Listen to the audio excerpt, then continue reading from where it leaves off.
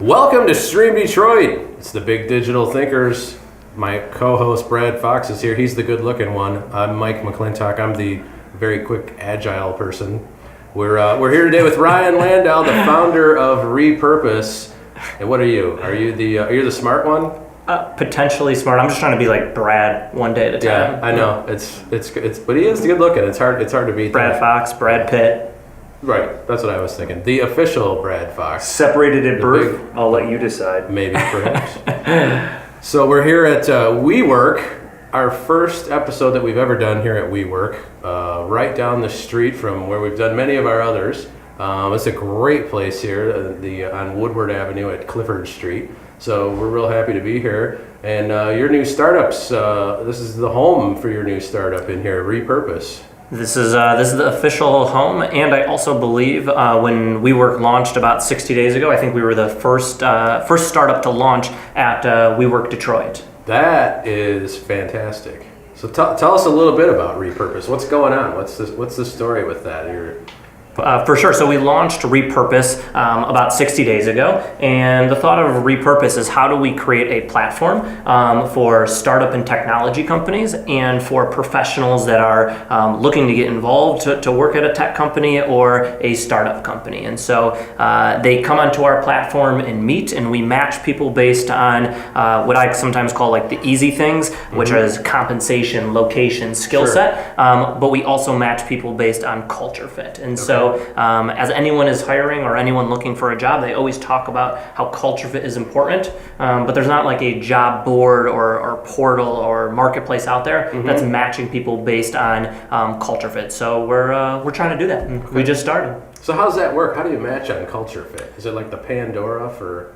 or swipe left, swipe right? Yeah. So there's a lot of swiping right and left. And so it's actually pretty interesting. So we do it through two different ways. And so as people apply to our platform, we're asking questions about, hey, what are some of your values? What are some of your interests? Can you rank them based on what's important to you? And then there's always a human curation piece to it. And so if we see an individual or a company that we think is a fit, we jump on the phone with them and say, hey, tell us a little bit about yourself. So it's a combination of an algorithm that we've built and humans. Actual intelligence. And actual intelligence. As opposed to machine. A little bit of qualitative and augmented intelligence. Yeah. Haptic augmented intelligence. I told you we go down a rat hole. You can't lose the human touch here. That's right.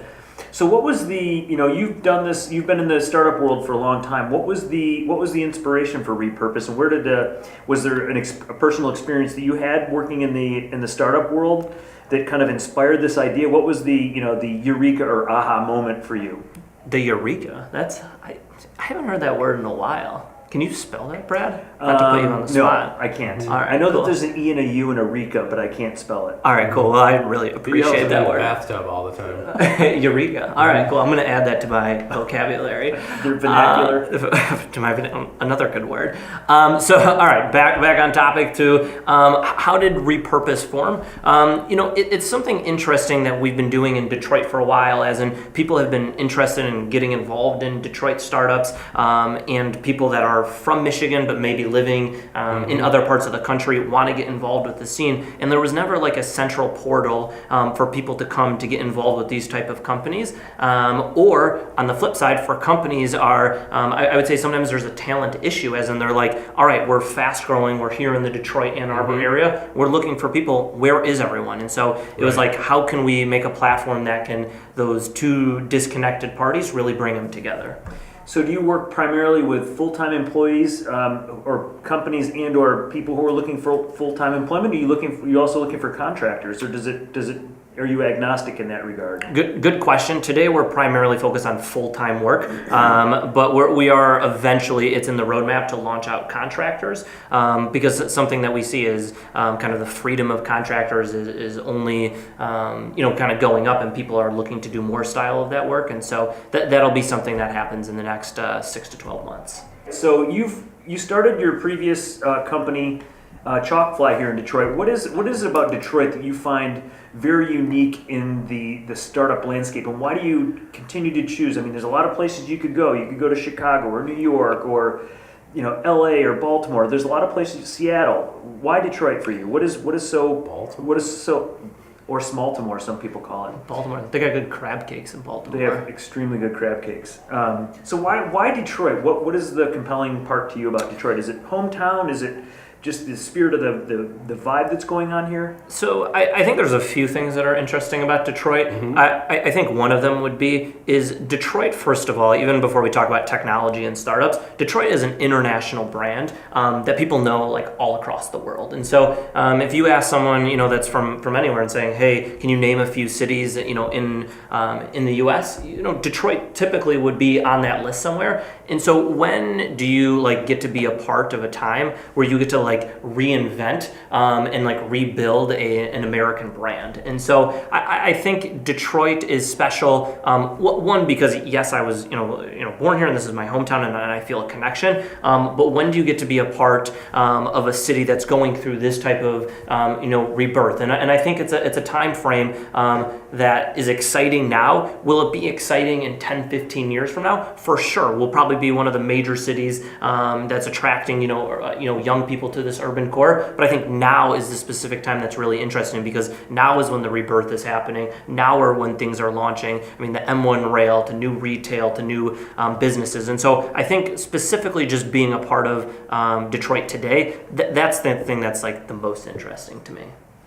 That's cool. And so does your platform also related to Detroit? Are you guys just about the start connecting companies and people who are looking to work with startups only in Detroit, or are you guys a national service as well? Good question. So today we're focused on Detroit, Ann Arbor, and the suburbs sometime in 2018, and we're actually planning that right now, is our rollout to our next city. And so we'll do a kind of an Uber style rollout city by city, but Detroit, Ann Arbor kind of suburbs.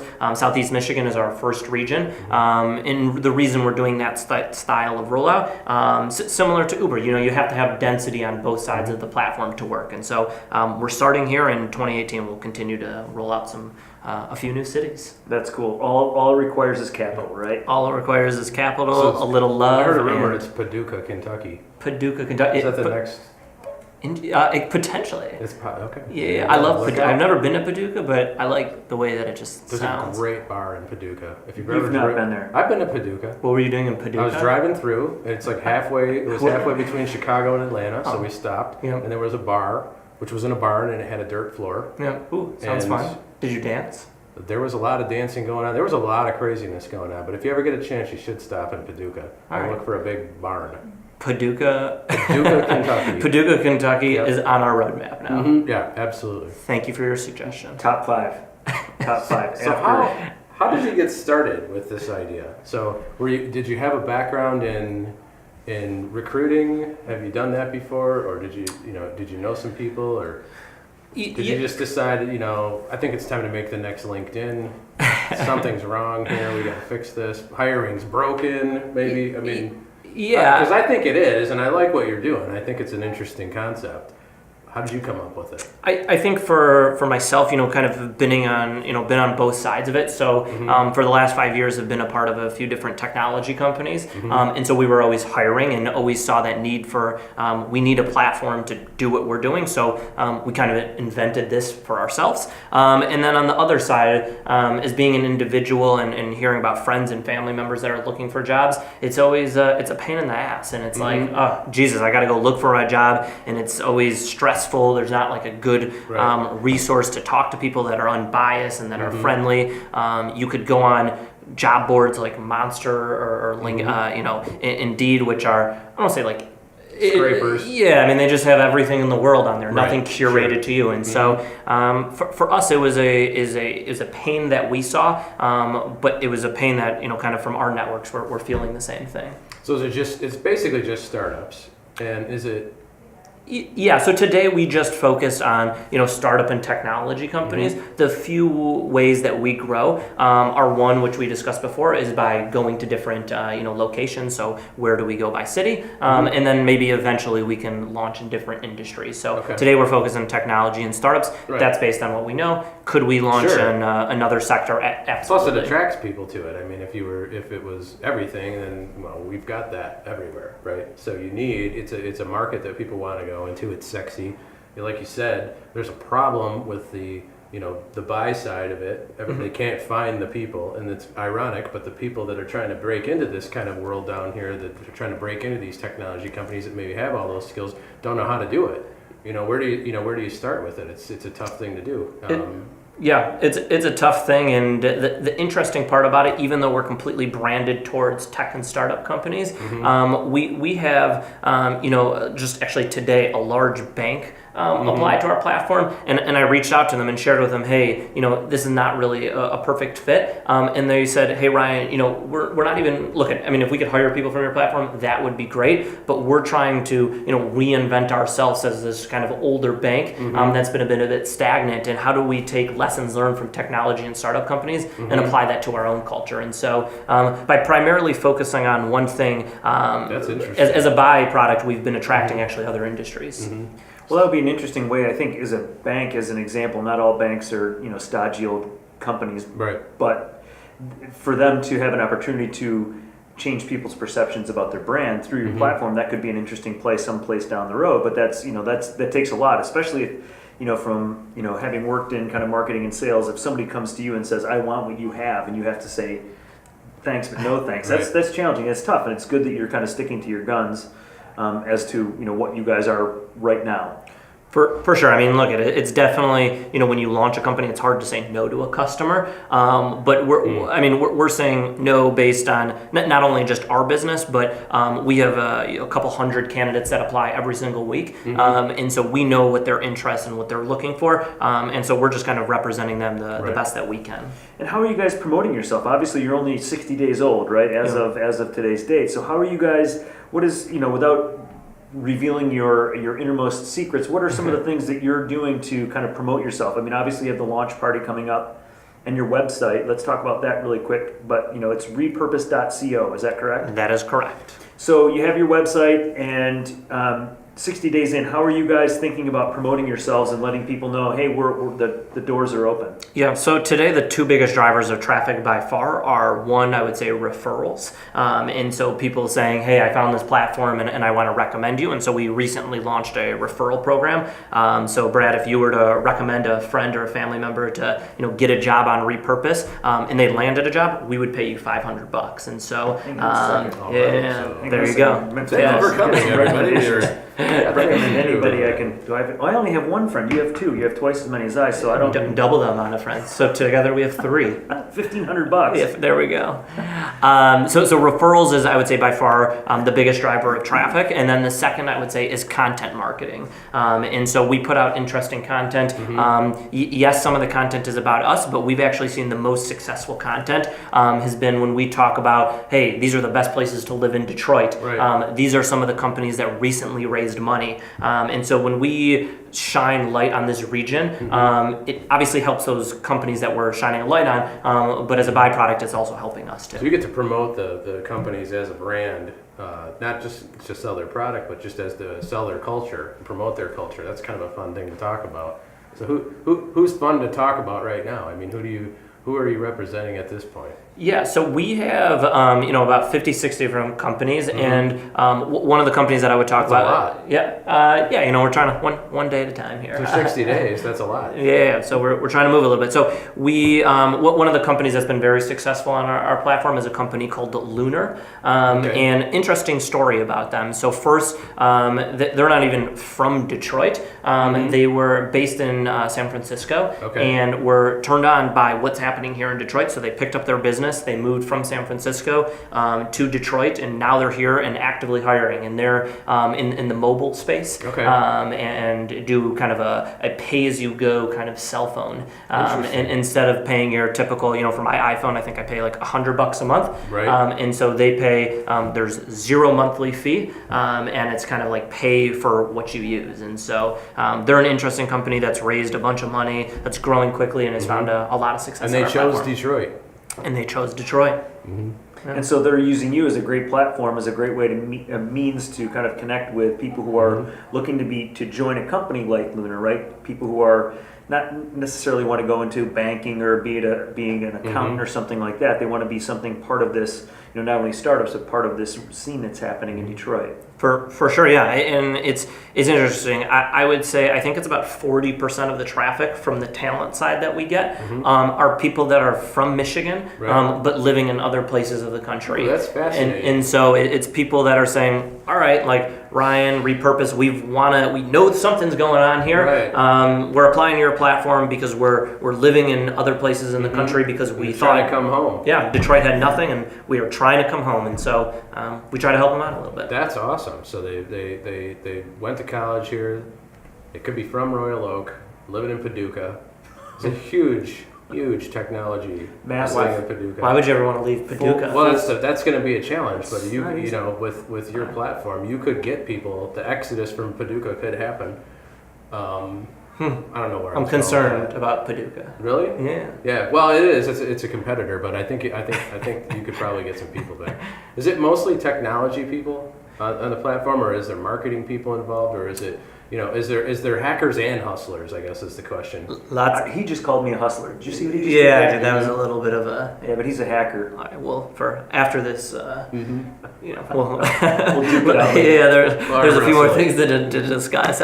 So, good question. When I say technology, folks, I'm using that as an umbrella statement. Right. Beyond, we have salespeople, we have engineers, we have finance people, we have HR. So it's really kind of the whole gamut of people that are on That's our cool, platform. because usually if you see things in this space that are niche, they usually niche around technology, or they niche around finance, or the job role kind of a thing. So this is great. You're basically taking Detroit area startups and that kind of culture and going and finding the people that can fit all kinds of different roles. Absolutely, and the interesting thing, I can shed a light on something we learned early and made a mistake on, is so interestingly, when companies signed up at first, they would say, all right, here's our profile of our business, and here are the jobs that we're looking to hire for. Right. Sooner or later, we noticed something that people were starting to hire based on not even their job descriptions. They just saw an awesome person on our platform. They were interested in talking with them, and they saw it was a culture fit, and they made the match. So we actually, on the company side, we actually don't even ask for job descriptions. You can filter and say, hey, I'm looking for someone in sales. I'm looking for a PHP engineer. So you can definitely filter. But we give our companies access to all of our talent to be able to say, all right, I want to talk to this person. They have like an interesting background, and so. We don't even do job descriptions specifically for businesses anymore. Really? So how do you do it then? Does the worker have a profile? Yep. So there's two profiles on our platform. So one, there's a general overview of the business that talks about, hey, here's what we do, here's what our culture represents, and then there's the individual platform, the individual that says, hey, I'm looking to get involved in sales, I'm looking at this compensation level, and these are the things that I want to do. And so based on their profile, that's how the company can filter by. Okay. So it's more about the title almost, the title of position, or because that would be a challenging one, because that's like the traditional way of like, what's the job description, right? And it's like, in this role, you're going to be this, and you're going to do this, and you're going to do this. This is really interesting, a very unique approach, and it's cool to see how you've adapted based on the feedback of your Yeah, I would actually say job descriptions are secondary. The first thing would be culture fit. And so if it's a culture fit, people want to talk to people that are alike. And I would also say that are different. And what I've seen, and the cool thing about the startups here in Detroit is, as you're part of your hiring strategy, you don't want carbon copies of the next person and then the next person to be exactly the same. You want people that are coming from all different types of background and skill sets. And so that's something that we try to provide to our companies. How do you wind up with what are some of the aspects of culture that you look at? So there's two things that we're pushing on today. One is between values, and then the other one is interests. Okay. And so what are some of the values that are important to you as a business and as an individual? And then what are some of the interests that you have as an individual? Do those align with the interests of the people that are currently working at the company? Okay. That's cool. So it could be something like I'm looking for sales or I'm looking for a developer, and that's basically it, right? But beyond that, the job description doesn't really exist or is not as important as the cultural fit. The culture fit on our platform is the number one most important thing. That's really cool. Mm-hmm. So how long does it take? I mean, what's a fast turnaround, and what's a long? The typical time to someone applying to connecting with an employer is typically about 10 days, and so it's pretty quick. And then when they start physically, kind of that individual starts a company is typically around 45 days, primarily because people are negotiating offers, people want to give respect to their current employers, and then also some people like to take vacations in between their jobs, which I would highly recommend doing. But the time from applying to connection is pretty quick, about 10 days. Okay. So if you apply, how does it work? The company pays? Is it a subscription-based model? Is it a per-hire model? Yep. So for candidates, completely free to apply to our platform, and specifically for companies, they pay just a per-hire kind of placement. And so typically in headhunting, it's usually like a percent of someone's salary. Ours is the same number, flat fee, regardless whether you pay the person X or Y. And then you augment the platform with humans. Do you help negotiate, or do you get involved in any of the, sort of closing the deal or helping the salary negotiation back and forth, or do you stay out of that? Good question. We typically stay out of it, but the thing that I would say is nice about our platform is before any two people, and when I say people, companies and individuals interact with each other, the individual has already stated basically what they're looking to make or what their kind of on target ballpark earnings is, and so we're basically shedding a light on compensation, location, and skill set all up front, so all those details can get out of the way, and then you can focus on whether this is the right fit from a company's standpoint. Okay. And so some of the content that you mentioned earlier that you're creating content, right? And that's a really unique thing. So what kinds of content? Is that something that's helping both companies, or is it content, like Mike mentioned, salary negotiations, for example? Yep. Is that the kind of content that you're creating so that people can come back to your site and get some tips and advice, or would that kind of create something that might be uncomfortable? Good question. So the type of content that we put out there is a couple different things. So first, we put on things that are zero related to us. So hey, what are the best things, best restaurants in Ann Arbor? Where are the best places to live in Detroit?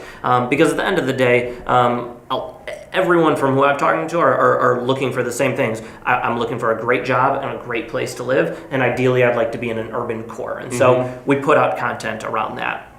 We also put out content about different success stories that we have, and we also try to highlight the specific startups that are on our platform. And then something that people will start seeing more and more content of is going to be this like educational content. And what I mean by that is a lot of the times, some of the times there's a little bit of a misalignment. So maybe company X is looking for a person that has 3 years of sales experience, and we have a great person that has 2 years of sales experience. And so there's about a year gap in experience, and so we're going to start doing a little bit of like workforce development and skill training to help people get to the place that they need to be better matches for our companies. Cool. Are you working at all with or having conversations with some of the universities, because we've got a lot of great ones around here? Wayne State, Michigan State, et cetera. Are you finding that it's the people who are looking for a job, are they with experience? Are they some people like fresh out of college? What are your kind of are you doing any sort of segmentation? Like, okay, we're looking for people with 5 to 10. Are you looking for people with less than 5? What does that look like? Or boot camp developers?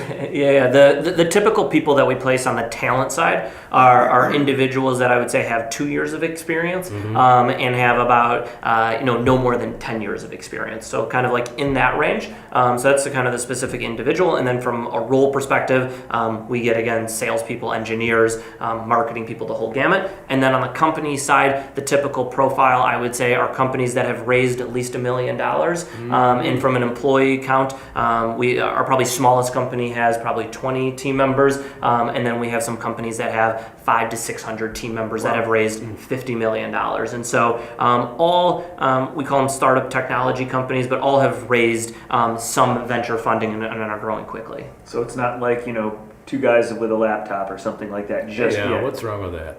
Well, I'm just saying. So do you think about like the university piece? Because there's an interesting organization at Michigan State who focuses on kind of that entrepreneurial startup world. Are you thinking about that as a potential outlet? So say, for example, people fresh out of college are like, man, I'm hearing some great things. Like I have a son who's a junior in college, and 3 years ago he probably wasn't thinking about Detroit, but he's kind of thinking about it, right? So what are you doing to capture that, right? Because back in my day, when kids graduated from here, they just left. They went to Chicago or New York or LA, or they just bolted, right? Because there wasn't a lot going on, especially for younger people. But now there's this thing that Mike and I talk about quite a bit that's happening in Detroit. So are you thinking about that? Is that something that you'll be thinking about down the road? So absolutely thinking about it today. Like I was saying before, we're focusing on kind of like full-time employment, and then the 2 kind of other verticals that are coming out soon is one is contractors, and then 2 would be internships. And so we'll start focusing on a lot of the universities, like you just said, and figuring out how we can start building a pipeline for our companies of amazing talent, because I think that's like one of the special things about Michigan. I mean, between Michigan State, go Green, I love them, amazing. Go White. All right, Michigan State. All of the above. I didn't go to either one of them, so I'll root for everything. Cool, I appreciate that. Just agnostic to anything. Sure. Or where did you go, Brad? State. Oh, you went to State. Oh, Yeah, thank God. I did. All right, I knew I liked you. So, so Michigan State, University of Michigan, and Wayne State, and kind of the universities that are here. I think we can be a great feeder to a lot of these companies with amazing talent that's at those universities. That's cool. How much is you say you're going to develop the contract market a little bit. Are startups hiring contractors? Yeah, or they prefer one over the other? I would say the 2 things that we see, obviously there's a consistent, of people looking for full-time hires. So I believe that will never change. That will be the core of our business. But the 2 things that we see a lot that's, kind of trending upwards is contract work and remote work. And so we have a few companies on our platform today that aren't from Michigan but are open to remote workers. And so I see remote and contractors continually to increasing to grow. That's just because I think from a millennial standpoint, people are looking for that flexibility and the ability to move and be wherever they want. I mean, look at the prime example is we're here based in WeWork. They based their model around that. That makes sense too. I mean, especially if you're a developer, why not from the beach?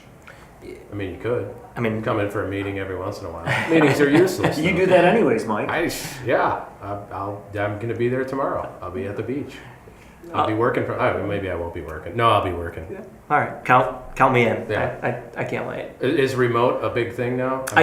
Remote is huge, and I think it's only to continue to grow. And I think the way that things get done is today is first employers are just focused on, I would say, primarily one thing: the productivity of an individual. And so if they're doing that from Indonesia or at Brad's house or at WeWork, as long as they're getting the job done, that's all that's important. At Brad's house. Yeah, Brad's house. I'm a little actually scared of that. Not sure why I made that recommendation. There's a reason why I'm back downtown. It was not productive working from home. So I think that's primarily one thing. And then we work with a lot of local companies, and it's an advantage to being local. However, most of our meetings take place over Zoom, Google Hangouts.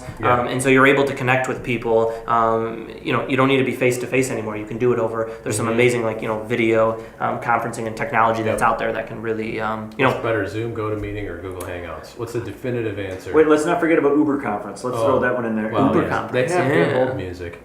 They do, but the video part is not very good. Screen sharing good, but there's some other pieces that are not. Zoom and Slack? So I'm going to go actually with the Zoom. Okay. And Zoom is I don't want to call them a newer company. They recently just raised a lot of money. It's actually like freakishly clear. It's like really, maybe even too clear. But it's pretty amazing. It feels like you're sitting next to the individual. It integrates with Slack, I think. Everything integrates with Blue Slack. Jeans is another one, right? Or is that more for enterprises? Blue Jeans? Not sure. Not sure. You're talking about your The pants I'm wearing now. This is Those have been around for a long time. It's Blue Jeans. I think it's more for enterprise Oh, I see. solutions. Yeah, it's not for freebies like for small companies like us. Yep. I feel the awkward silence coming on right now. So these two, no, I don't. Haptic high fives.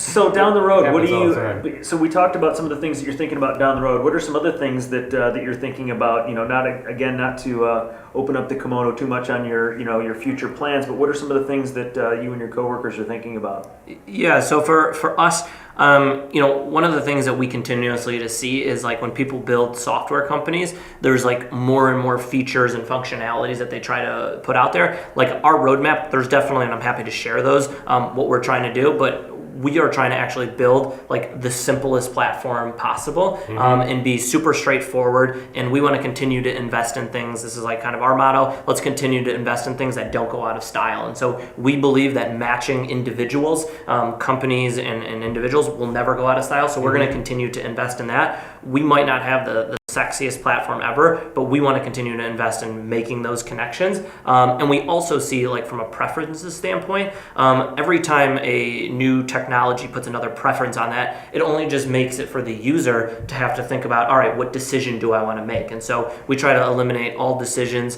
and try to build like the simplest platform possible. Smart. And add a lot of service into it. And add a lot of service into it, yeah. So we're thinking about how do we build it very simply, and also at the same time, there's going to be a human, component to it. And we, sometimes we get feedback, oh, Ryan, that can't scale. I say I appreciate your feedback, but for us, it's really important to always have that human piece to it.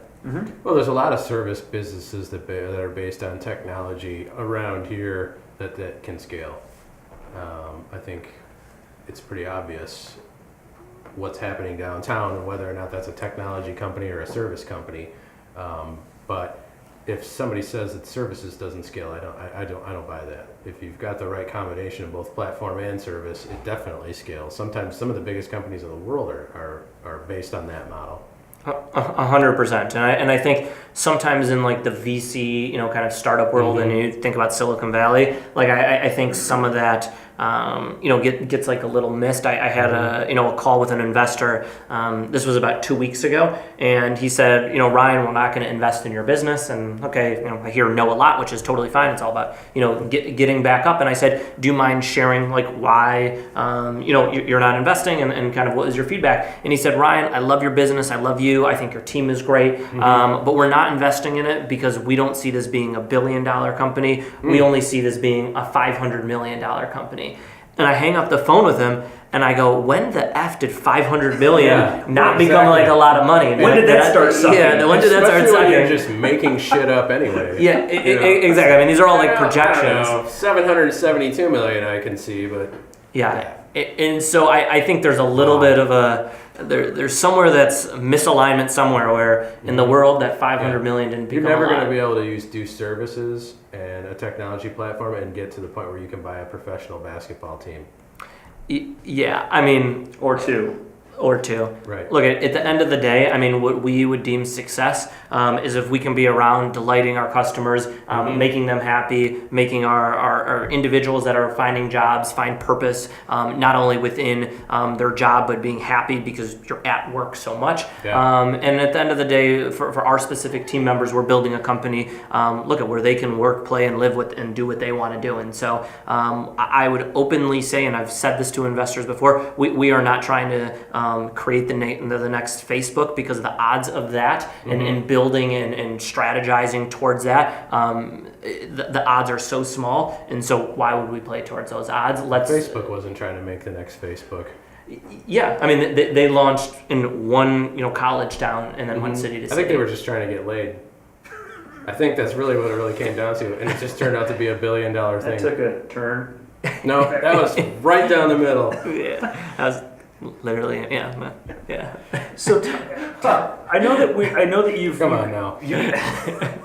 You guys have been. This is a really cool platform. Great service you're providing to kind of match those companies and individuals. Is there a certain case study or an example of how you matched up a company with a person? I know you've done that probably dozens and dozens of times, but just whether it was feedback from a individual or from a company, can you share a story with our audience about how you've kind of made that match between a company and a person? Yeah, so we, just to give some context real quick, so we have a couple hundred people that apply to our platform every single week. Obviously always trying to increase those numbers. We're introducing about 50 people a week to people that are currently in our pipeline, and so we make these introductions all the time. And I think the biggest thing that I knew was going to be a small part of our business, I didn't realize going to be so big, is people that are living from out of Michigan trying to get back involved. And the feedback that we hear all the time is, hey Ryan, we thought this was going to be a 6-month process, and you made this connection within 10 days. And so